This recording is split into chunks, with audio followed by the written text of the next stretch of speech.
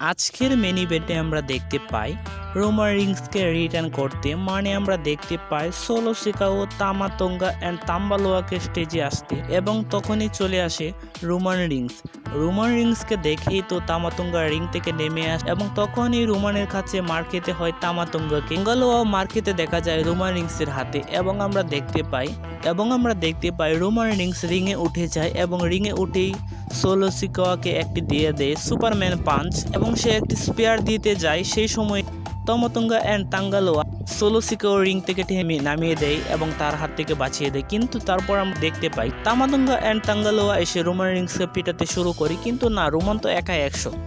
সে তামাতুঙ্গা এবং তাঙ্গালোয়াকে ইচ্ছামতে মারতে দেখা যায় আজকে সুপ্লেক্স, স্পেয়ার এবং চেয়ার দিয়ে ইচ্ছামতে পেটাতে শুরু করে দেয় রোমান রিংস।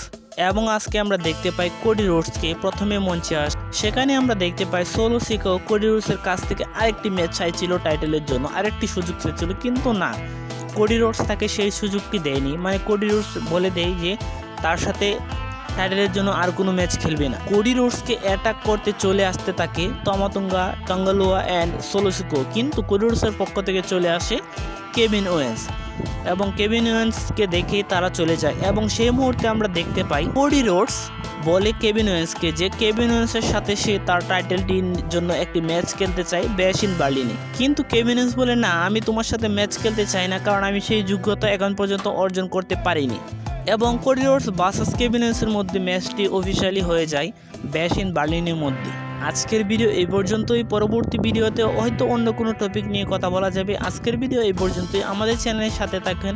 আমাদের চ্যানেলে নতুন হয়ে থাকলে অবশ্যই প্রতিটি ভিডিওতে লাইক, কমেন্ট এবং সাবস্ক্রাইব করে পাশে থাকবেন। ধন্যবাদ সবাইকে।